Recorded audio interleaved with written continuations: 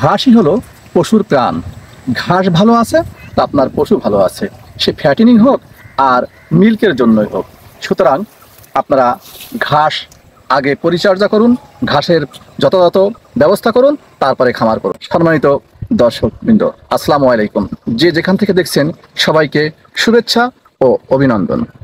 আসলে আমি প্রথম ভিডিওতেই বলছিলাম অন্ন জাত যত্ন তিনে মিলে রত্ন। তা আজকে আমরা আলোচনা করব যে আমাদের খাদ্য নিয়ে, অন্ন নিয়ে, কিসের মাধ্যমে আমরা আমাদের পশুগুলোকে ভালো রাখতে পারি, যার ফলেই আপনি আপনার খামারের সফলতা পাবেন। সেই অন্নের মধ্যেই প্রথম যে উপাদান সেটা হলো ঘাস। ঘাস বিভিন্ন ধরনের হয়ে থাকে, বিভিন্ন প্রকার হয়ে থাকে। আর ঘাস এমন একটি উপাদান, যে উপাদানের মধ্যে আল্লাহ রাব্বুল আলামিন পশুদেরকে সব রকম নিউট্রিশন পাওয়ার জন্য সব উপাদান এই ঘাসের মধ্যে বিদ্যমান।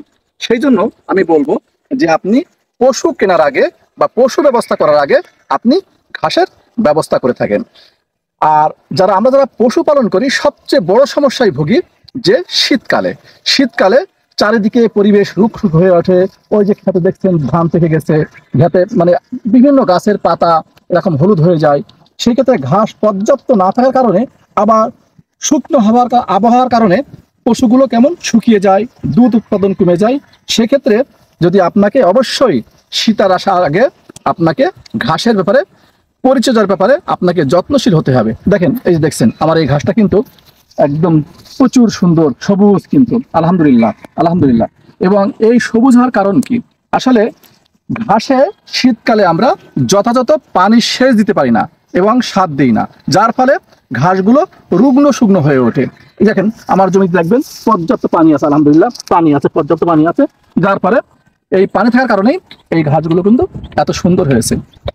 এখন আপনাদের দেখেন, এবং ঘাসগুলো দেখেন কত বড়, অনেক বড় বড়।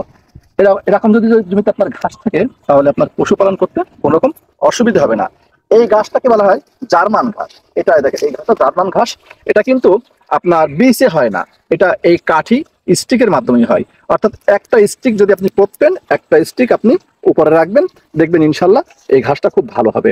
এবং যদি পর্যাপ্ত সেচ এবং সারের ব্যবস্থা করতে পারেন, আপনি একটা জমি থেকে 7-8 বছর একাটানে ঘাস কাটবেন, কোনো সমস্যা হবে না ইনশাআল্লাহ।